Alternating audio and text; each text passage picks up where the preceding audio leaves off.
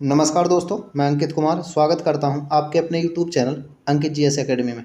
आज हम इस वीडियो में बात करने वाले हैं राज्य के नीति निर्देशक तत्व, जिन्हें इंग्लिश में डायरेक्टिव प्रिंसिपल्स स्टेट पॉलिसी कहा जाता है और इन्हें शॉर्ट में DPSP कहा जाता है। सबसे पहला क्वेश्चन बनता है कि राज्य के नीति निर्देशक तत्वों का प्रावधान संविधान के किस भाग में? तो भाग 4 में है। और अनुच्छेद की बात करें तो अनुच्छेद 36 से 51 तक प्रावधान मिलता है नीति निर्देशक तत्वों का। अब ये नीति निर्देशक तत्व होते क्या है? तो ये भी एक प्रकार के नागरिकों के अधिकार होते हैं, लेकिन मिले हुए किसको होते हैं? तो ये राज्य के हाथ में होते हैं। किसके हाथ में होते हैं? राज्य के हाथ में। एक क्वेश्चन बनता है कि DPSP का संबंध किससे है? तो राज्य से है। नेक्स्ट बात करें हम इसमें कि जो DPSP है ये राज्य के नीति निर्देशक तत्वों को भारत के संविधान में कहाँ से लिया गया? तो आयरलैंड से लिया गया है। दूसरा कि DPSP का जो उद्देश्य होता है वो क्या है? तो लोक कल्याणकारी राज्य की स्थापना करना। अब लोक कल्याणकारी राज्य किसे कहते हैं? तो जो राज्य अपने नागरिकों को सामाजिक न्याय, आर्थिक न्याय और राजनीतिक न्याय प्रदान करता है, उस राज्य को लोक कल्याणकारी राज्य कहा जाता है। और ये 3 प्रकार के न्याय किस में दिए गए? तो DPSP में दिए गए हैं। और इनका प्रावधान मैंने प्रस्तावना में भी बताया था कि 3 प्रकार के न्याय प्रस्तावना में भी दिए हुए हैं। नेक्स्ट बात करें हम, एक और क्वेश्चन बनता है यहाँ से कि DPSP का संबंध किससे है? राज्य से। मैंने बताया था कि जो DPSP है वो किसके हाथ में होते हैं? राज्य के हाथ में होते हैं। नेक्स्ट बात करें, DPSP का जो कार्य है वो सामाजिक व आर्थिक लोकतंत्र को बढ़ावा देना है। दूसरा, भारत को कल्याणकारी राज्य कौन बनाता है? तो मैंने अभी बताया था जो राज्य अपने नागरिकों को सामाजिक, आर्थिक और राजनीतिक न्याय प्रदान करता है उस राज्य को क्या कहा जाता है? लोक कल्याणकारी राज्य कहा जाता है। और भारत में ये 3 प्रकार के न्याय कहाँ मिलते हैं? तो DPSP में मिलते हैं, या हम कहते हैं भाग 4 में मिलते हैं। इसका मतलब ये है कि भारत को कल्याणकारी राज्य कौन बनाता है? तो राज्य के नीति निर्देशक तत्व या भाग 4 बनाता है। नेक्स्ट बात करें कि DPSP को वैधानिक या कानूनी शक्ति प्राप्त नहीं होती है। मैंने अभी बताया था कि जो DPSP होते हैं वो एक प्रकार के अधिकार हैं जो राज्यों को मिले हुए होते हैं। राज्य इन्हें नागरिकों को दे भी सकता है या नहीं भी दे सकता है। इन्हें लेकर हम न्यायालय नहीं जा सकते। इसका मतलब ये है कि इनको कानूनी या वैधानिक शक्ति प्राप्त नहीं होती है, या हम ऐसा कह सकते हैं कि DPSP को जो न्यायालय है या न्यायपालिका लागू नहीं करा सकती है। दूसरी बात करें हम, DPSP राज्य के शासन में मूलभूत स्थान रखते हैं। नेक्स्ट एक और क्वेश्चन यहाँ से बनता है कि DPSP को भारतीय संविधान की अनोखी विशेषता किसने कहा है? तो डॉक्टर BR अम्बेडकर ने DPSP को भारतीय संविधान की अनोखी विशेषता बताया है। नेक्स्ट बात करें, एक और क्वेश्चन है यहाँ से कि DPSP को संविधान की आत्मा किसने कहा है? तो G. ऑस्टिन ने कहा है। आत्मा से 3 क्वेश्चन बनते हैं। क्वेश्चन बनेगा कि संविधान की आत्मा किसे कहते हैं? तो प्रस्तावना को कहते हैं। और प्रस्तावना को संविधान की आत्मा कहा है ठाकुरदास भार्गव ने। दूसरा क्वेश्चन बनता है कि डॉक्टर BR अम्बेडकर ने संविधान की आत्मा किसे कहा है? तो अनुच्छेद 32 को कहा है, जो संवैधानिक उपचारों का अधिकार है। और तीसरा क्वेश्चन है कि DPSP को संविधान की आत्मा किसने कहा है? तो G. ऑस्टिन ने कहा है। नेक्स्ट बात करें कि DPSP राज्य सरकार द्वारा नागरिकों को प्रदान किए जाते हैं। मैंने अभी बताया था कि जो DPSP होते हैं ये भी एक प्रकार के अधिकार होते हैं जो नागरिकों को दिए जाते हैं, लेकिन देता कौन है उन्हें? तो वो राज्य या राज्य की सरकार प्रदान करती है। अब मैंने बताया DPSP में जो अनुच्छेद है वो अनुच्छेद 36 से 51 तक प्रावधान मिलता है। सबसे पहले बात करें हम इसमें अनुच्छेद 36, इसमें क्या है? तो नीति निर्देशक तत्वों के संदर्भ में राज्य की परिभाषा है। इसका मतलब ये है कि जो राज्य की परिभाषा भाग 3 के लिए अनुच्छेद 12 में दी गई है वही परिभाषा भाग 4 के लिए अनुच्छेद 36 में दी गई है। अच्छा क्वेश्चन है। दूसरी बात करें अनुच्छेद 37, अनुच्छेद 37 में लिखा है कि जो नीति निर्देशक तत्व हैं ये न्यायालय में परिवर्तनीय नहीं है।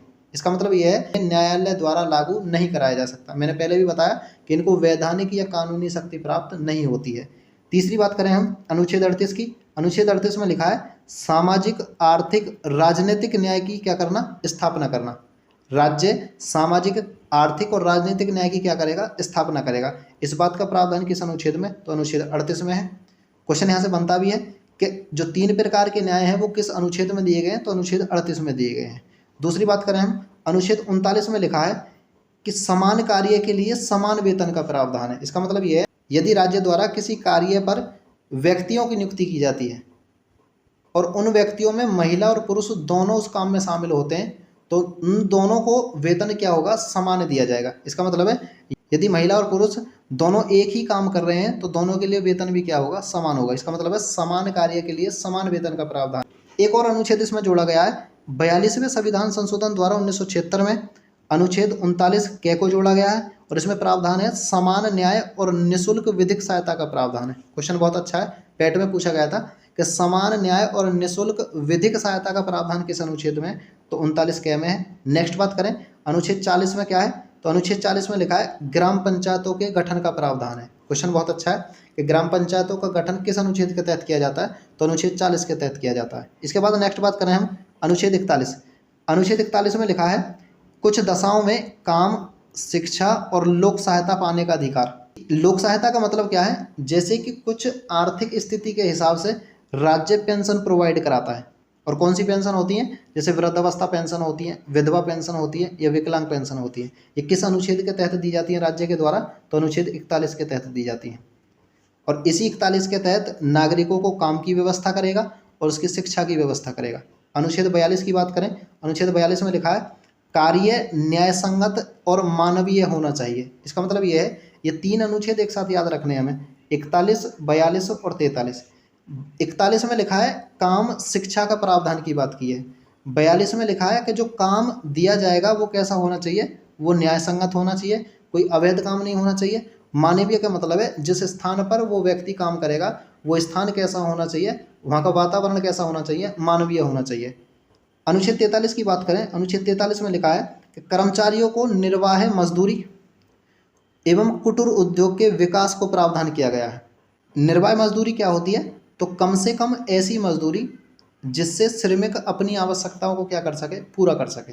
और कुटीर उद्योग किसे कहते हैं, तो जो गांव में या घरों में छोटे छोटे उद्योग किए जाते हैं, जैसे कढ़ाई बुनाई या टोकरी वगैरह बुनने के जो काम होते हैं वो सभी किस में आते हैं, कुटीर उद्योग में आते हैं। और ये राज्य की जिम्मेदारी है इस ऐसे उद्योगों को क्या करेगा, विकास करेगा। नेक्स्ट बात करें अनुच्छेद 44। अनुच्छेद 44 में नागरिकों के लिए समान नागरिक संहिता का प्रावधान है। क्वेश्चन बहुत अच्छा है कि समान नागरिक संहिता का प्रावधान किस अनुच्छेद में, तो अनुच्छेद 44 में है। अब समान नागरिक संहिता होती क्या है, इसका मतलब ये है देश के सभी नागरिकों के लिए, चाहे वो किसी भी धर्म से संबंधित हो, उनके कुछ विषय हैं जैसे विवाह है, तलाक है, उत्तराधिकार जैसे कुछ व्यक्तिगत विषयों पर एक समान कानून लागू करेगा। उसे क्या कहते हैं, समान नागरिक संहिता कहते हैं। और एक और क्वेश्चन बनता है कि समान नागरिक संहिता लागू करने वाला भारत का कौन सा राज्य है पहला, तो वो गोवा है। कौन सा है, गोवा है। नेक्स्ट बात करें हम अनुच्छेद 45। अनुच्छेद 45 में है 6 वर्ष से कम आयु के बच्चों के लिए शिक्षा और देखभाल का प्रावधान करेगा कौन, राज्य। और इसमें एक संशोधन हुआ है 86वें संविधान संशोधन के तहत उस आयु को 14 वर्ष से घटाकर कितना कर दिया गया, 6 वर्ष कर दिया। और मैंने बताया था कि यदि शिक्षा से संबंधित कोई संशोधन आया है तो वो संशोधन कौन सा है संविधान में, 86वें संविधान संशोधन है। इसी 86वें संविधान संशोधन के तहत मूल अधिकारों में शिक्षा के अधिकारों को जोड़ा गया है। इसी 86वें संविधान संशोधन के तहत नीति निर्देशक तत्वों में अनुच्छेद 45 में बदलाव किया गया है। और इसी 86वें संविधान संशोधन के तहत तो मूल कर्तव्यों में भी शिक्षा के अधिकार को जोड़ा गया है। इसके बाद नेक्स्ट बात करें अनुच्छेद 46 की। इसमें लिखा है SC अनुसूचित जाति और ST अनुसूचित जनजाति के लिए शिक्षा और आर्थिक हित संबंधी प्रावधान किया गया है। इसका मतलब है शिक्षा में कुछ छूट दी जाएगी उनके लिए, और आर्थिक हित का मतलब है जैसे स्कॉलरशिप वगैरह होती है उनका प्रावधान किया जाएगा। नेक्स्ट बात करें हम इसमें अनुच्छेद 47 में है लोक स्वास्थ्य में सुधार जीवन स्तर को ऊंचा करने के लिए। इसका मतलब ये है कि राज्य लोक स्वास्थ्य में सुधार करेगा और उसके जीवन स्तर को क्या करेगा, ऊंचा करेगा। इस संबंध में कुछ और प्रावधान है, जैसे कि फ्री दवाइयों का वितरण करेगा राज्य, और मादक पदार्थों पर क्या लगा सकता है, प्रतिबंध लगा सकता है। क्वेश्चन बनता है कि राज्य किस अनुच्छेद के तहत मादक पदार्थ का मतलब जैसे तंबाकू है, शराब है, इन पर प्रतिबंध किस अनुच्छेद के तहत लगा सकता है, तो 47 के तहत लगा सकता है। और फ्री दवाइयों का वितरण भी किस अनुच्छेद के तहत कर सकता है राज्य, तो 47 के तहत कर सकता है। इसके बाद बात करें हम अनुच्छेद 48। इसमें लिखा है कृषि एवं पशुपालन संबंधी सुधार करना और वध प्रतिषेध के लिए कदम उठाना। इसका मतलब यह है कि राज्य कृषि से संबंधित कुछ नई तकनीक लाएगा और पशुपालन संबंधी कुछ सुधार करे जाएंगे। और जो वध होता है, जैसे कि गोवध होता है, गायों की जो हत्या होती है, उनके प्रतिबंध के लिए कुछ कदम उठाएगा। एक और क्वेश्चन पूछता है कि राज्य जो बीफ होता है, गाय के मीट को क्या कहते हैं? बीफ कहते हैं। राज्य इस बीफ को प्रतिबंधित कर सकता है किस अनुच्छेद के तहत? तो अनुच्छेद 48 के तहत। नेक्स्ट बात करें, 48 में ही एक अनुच्छेद को और जोड़ा गया है। 42वें संविधान संशोधन के द्वारा 1976 में अनुच्छेद 48 के को जोड़ा गया है, और इसमें किसका प्रावधान है? तो पर्यावरण के संरक्षण व संवर्धन का प्रावधान किया गया है। संरक्षण का मतलब होता है बचाव या उसका रखरखाव करना, और वन व वन्य जीवों की रक्षा का प्रयास करना।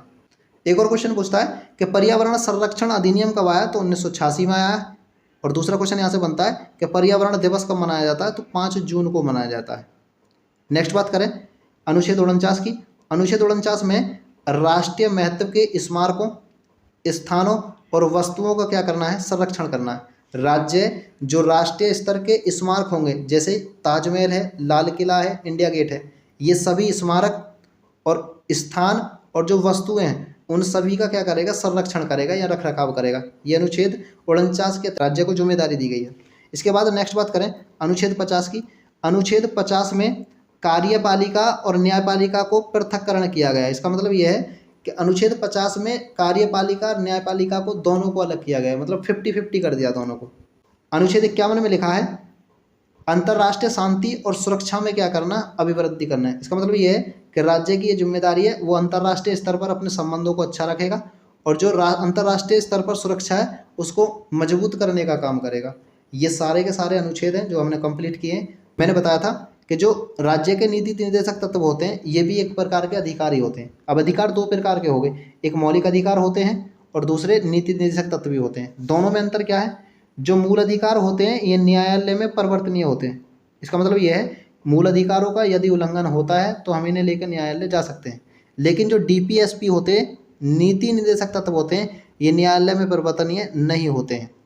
दूसरी बात करें, जो मूल अधिकार होते हैं इनकी प्रकृति कैसी होती है? नकारात्मक होती है, क्योंकि ये राज्य के विरुद्ध होते हैं। DPSP की प्रकृति कैसी होती है? सकारात्मक होती है, क्योंकि ये राज्य के हाथ में होते हैं। मूल अधिकारों का संबंध किससे होता है? तो व्यक्तियों से होता है, लेकिन DPSP या नीति निर्देशक तत्वों का संबंध किससे होता है? राज्य से होता है। दूसरी बात करें, मूल अधिकारों का उद्देश्य क्या है? तो राजनीतिक लोकतंत्र की स्थापना करना, और DPSP का उद्देश्य क्या है? तो कल्याणकारी राज्य की स्थापना करना। नेक्स्ट बात करें कि मूल अधिकारों को आपातकाल के दौरान निलंबित किया जा सकता है, अनुच्छेद 20 और 21 को छोड़कर, लेकिन DPSP को आपातकाल के दौरान निलंबित नहीं किया जा सकता है। इस वीडियो में इतना ही है। टॉपिक को हमने कंप्लीट किया है और इसकी PDF है वो टेलीग्राम चैनल पर आपको मिल जाएगी।